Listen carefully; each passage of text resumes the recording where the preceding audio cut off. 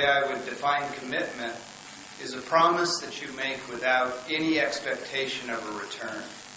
It takes great courage. It takes great intellect to know what's worth making a commitment to. So when I meet a person like that who's made such a commitment with his life, it's very inspirational to me. I made a commitment with my life about 36 years ago. And interestingly enough, in the very small world of, they say 6 degrees of separation, but I think it's actually less than that. The very first teacher I had in Indian philosophy was Sri Chinmayananda, who came to a little town in California and did a 10-day workshop on the Bhagavad Gita. And 36 years later, I meet Anil Sachdev, who is also inspired by that same great teacher. So it's both a surprise and no wonder that I find myself suddenly here today, under the auspices of the influence of a great saint, like Sri Chinmayananda, who had this powerful intellect and this great way of conveying ideas that changed so many lives.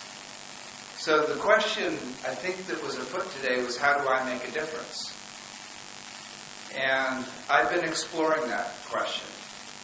And for me, it funnels down into one very essential thing, and that is capacity of discernment.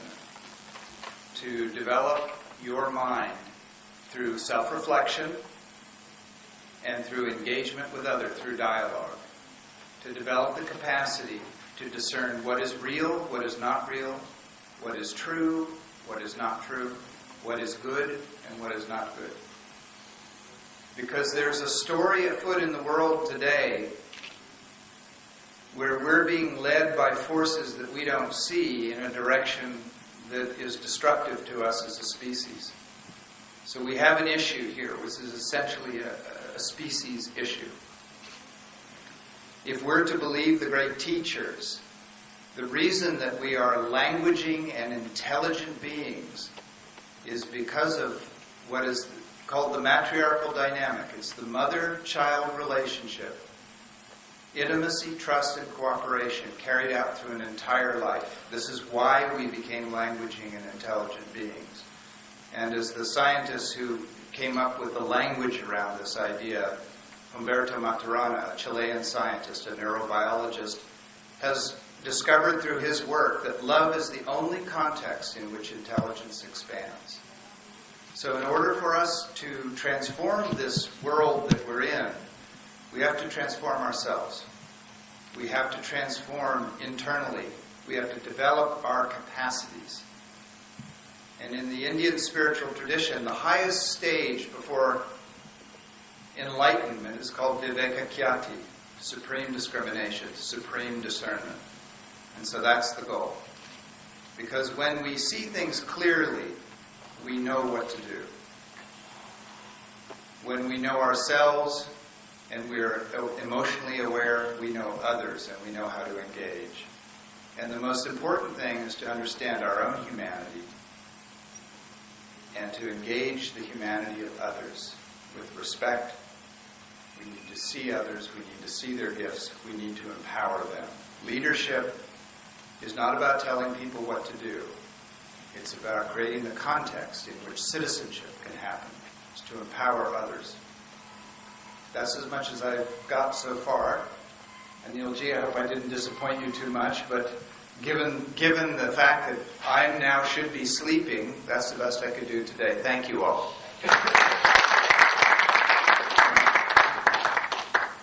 I was just 4 years old when I came into contact with the great master. My father was in the army, and one day he came home, and he was very quiet that day.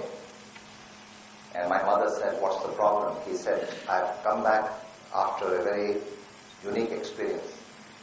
He said, "I had gone to call my friend to take him to the officer's mess for a drink, but the friend's wife said he has gone to modern school, Barathamba Road, to listen to a Swami talk." And my father said, "What is this nonsense of listening to some god men?"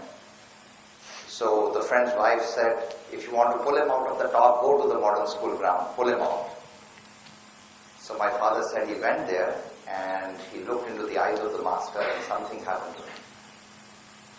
It was as if time stood still. He was just listening to the voice that was speaking to him from the inside, conveyed by somebody who was on the stage. And the voice made him realize that the first 44 years of his life was all about achieving in the outer world. But now the time had come to be inspired by the voice of the inner world. That all achievement in the outer world vanished in an instant. And there was a realization that life was not about reaching a rank or enjoying in the outside world, but it was something very different. So then began a beautiful inner journey for my dad, and we became part of that. And a few years later, India lost the war to China. And I was a little kid, used to live near Pusa Road, and I saw some very moving scenes. Middle-class families, women, removing jewelry and donating to the army Jawan's fund. You will not ever believe what happened in the streets of India because you were not here. It was very moving for people who didn't have enough money for their own homes, but donating most of their wealth away for the sake of the country. And there was a hugely patriotic feeling. The following year, my sister attended the Army Day Parade because she was in the NCC as an under officer in Miranda House. And Lata Mangeshkar that day sang the song for the first time, Mere Watan ke logo zara aankh mein bhar lo pani, jo shaheed hue hain unki zara yaad karo qurbani. My sister is a wonderful singer. So she came and we had this culture in our dinner table to sit together and tell each other stories. So that night my sister sang this song. She related the story as to how Pandit Nehru had tears in his eyes. That incident, I was an 8-year-old little boy, but it had a very profound impact on me. And I said to myself, when I grow up, I want to do something that brings joy to my country and makes us forget all this humiliation that our country is experiencing because of being underprepared, because of being cheated, because of not knowing who we were, and so on. So my two sisters decided they will marry only career army officers and also infantry officers. My older brother got into IIT and NDA and decided to work only in the National Defense Academy and for the armed forces. My older brother, who decided to become a literacy person to teach the villagers literacy, became a linguist. And as I was growing up, we used to attend these classes of the Bal Vihar, which is the Chinmay Mission Children's Youth Wing. And in those classes of the children and the youth, subsequently, we were taught the Chinmay Pledge. So it said, we stand as an army, courageous and disciplined, ever ready to fight against all low tendencies and false values within and without us. We believe that the service of our country is the service of the Lord of Lords, and devotion to the people is devotion to the Supreme Self. We know our responsibilities. Give us the ability and courage to fulfill them. As young children, we didn't really know what it meant, but as I was growing up, I used to take a train from Debu Road station in Pune and go 40 kilometers away to listen to Swami Chinmayananda. At the age of 11, my parents would give me permission to leave my house and make the 90-minute trip to go and listen to the talk by the master. And I would come back at 11 in the night. And it was very powerful. I was really inspired by the man because I could see 6 p.m. the class had to start. Or 6:30 p.m. he was always there at 6:28 and 6:29 he would sit on the stage. 6:30 his voice would begin the talk. There was not one day when it was late.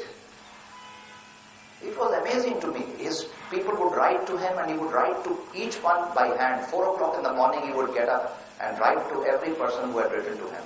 300 letters a day sometimes, 200 letters a day sometimes. Even if there were 2 lines, just to reply to the person who had written.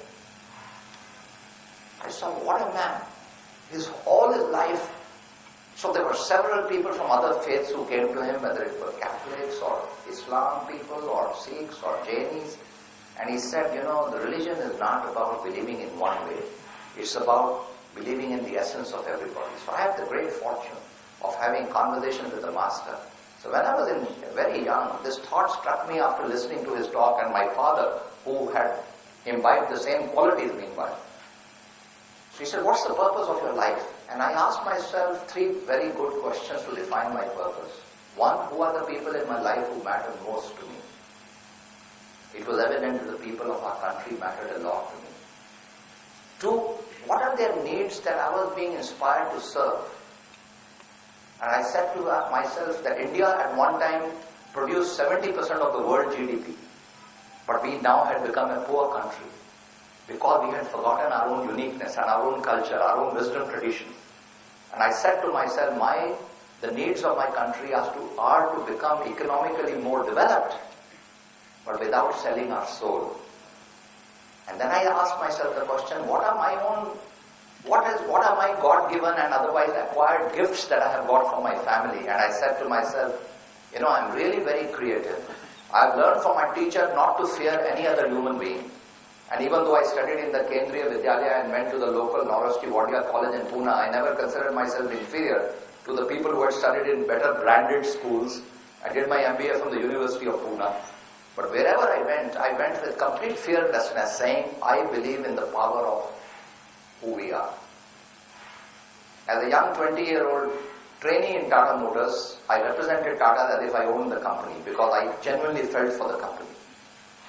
And this came to me, I said, this gift of fearlessness, of being completely creative, of completely inspired by the higher purpose.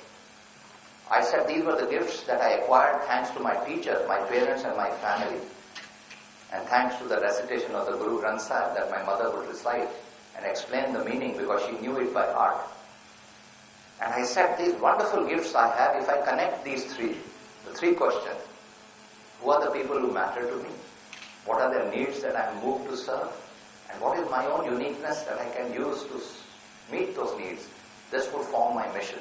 So as an 18-year-old, I wrote my first mission statement. I said, my vision in life is to work for India's economic development without spiritual impoverishment. And I will do it by first working in industry. Then I would create a think tank and a consulting organization that would transform the rest of Indian industry. And when I dreamt that, I said, and finally, I will create a school of education because my grandfather was the headmaster of a school. And I said, finally, I will create an organization like what it is, soil. So I've been very blessed. This guidance has come to me because I have listened to my inner voice. And I urge each one of you, as you define your own purpose, don't listen only to the chatter of your mind. I'm very fond of Rumi, the mystic Sufi poet. And in the words of Rumi, between my words and his presence, wisdom flows. In the empty chatter of the mind, you lose it. In the still silence of yourself, you find it. So I encourage you to have a conversation with yourself, your inner voice. And when you spend time with yourself, which is your best friend, you will walk towards things that truly matter to you. You will do things which you will serve needs of people that are especially the ones you want to serve. And you will discover gifts in yourself to make that purpose happen. So I just wanted to say these as opening words. Thank you for very nicely listening to me, and thank you, Ward, for coming here today. As my friend in India, we say Atithi is God. The person who did not come on the expected line and showed up is honoring the emergence. So thank you, Ward, for being here as well. Thank you.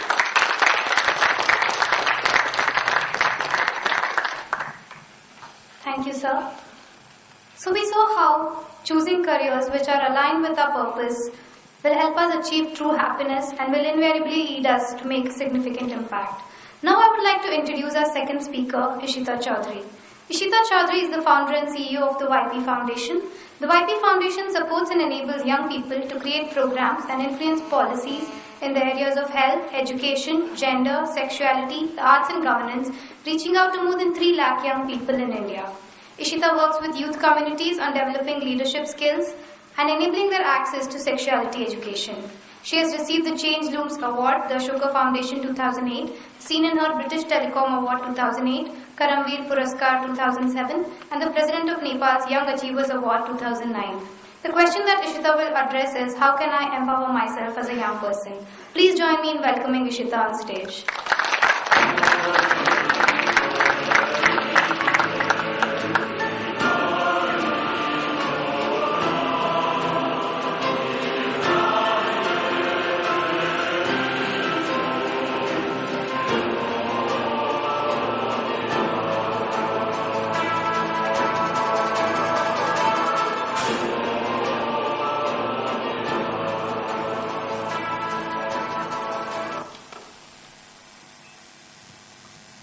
Good afternoon.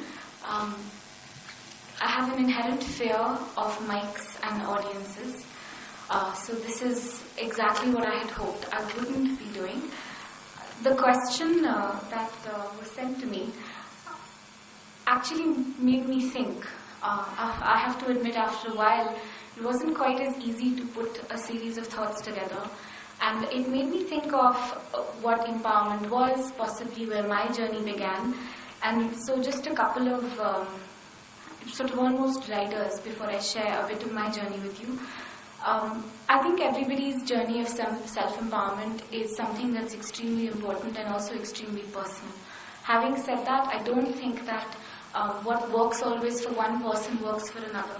And so please don't take any of what I'm sharing today as sort of, in a sense, the Bible on how it should be done. It's a journey and a sharing of some of my experiences, and I hope it can add, and I also look forward to learning more about where all of you come from. And thank you. So I'm going to begin with four troubling things, or 4 failures that for me, really speaking, changed everything. The first was when I was graduating from college, and at the time I had applied to Cambridge University. And I had failed my interview for graduate school. It was, I think, the first time in my life where I had come home and I didn't really have a plan. My life was on this path. I didn't really quite know what I was going to do next. And I think one of the hardest conversations I had with my family was on